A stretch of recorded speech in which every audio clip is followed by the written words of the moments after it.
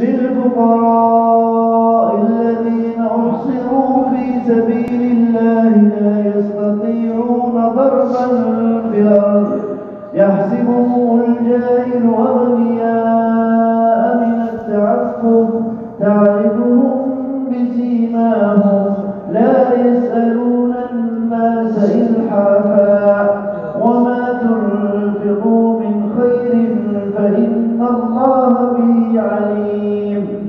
الذين ينفقون أموالهم بالليل والنهار سرا وعلانية فلهم أجرهم عند ربهم ولا خوف عليهم ولا هم يحزنون.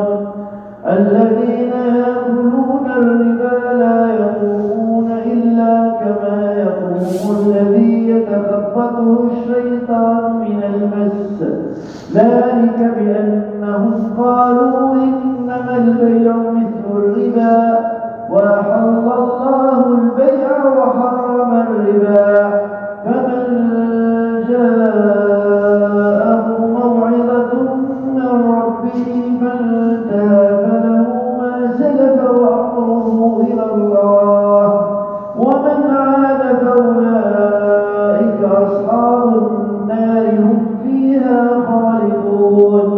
يمحق الله الربا ويربي الصدقات والله لا يحب كل كفار أثيم. إن الذين آمنوا وعملوا الصالحات وأقاموا الصلاة وآتوا الزكاة لهم أجرهم عند ربهم ولا خوف عليهم ولا هم يحزنون.